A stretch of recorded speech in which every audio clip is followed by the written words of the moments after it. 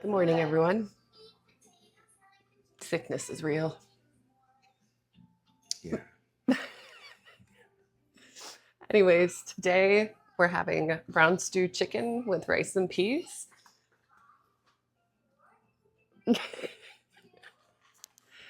So typically you want to start the marinade ideally the night before, but the chicken was still frozen, so that wasn't an option. So we're starting it this morning.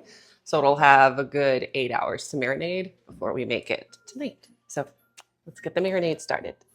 Okay, so these are the chicken thighs bone in that I had frozen, so they're finally defrosted. We're gonna go ahead and get these washed up. Make sure you use vinegar and lime.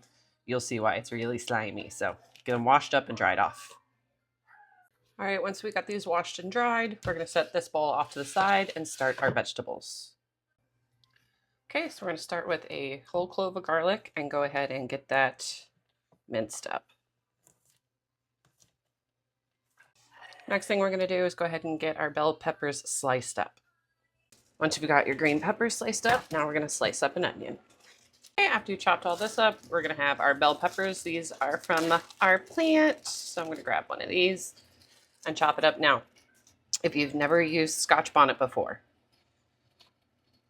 be careful once you cut these because your hands, if you touch your eyes or anything, it is going to burn. So feel free to wear gloves or just wash your hands really, really well after you handled this. Okay, so we're gonna go ahead and dice this up.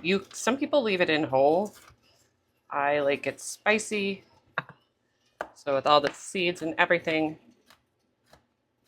go ahead and dice that up. Now that we've prepped all of our veggies, I'm gonna set that to the side and get started on the wet ingredients and spices. Okay, so we're gonna use a little bit of olive oil or oil of your choice as our binding agent. Okay, and the spices, we're gonna add some salt, some pepper,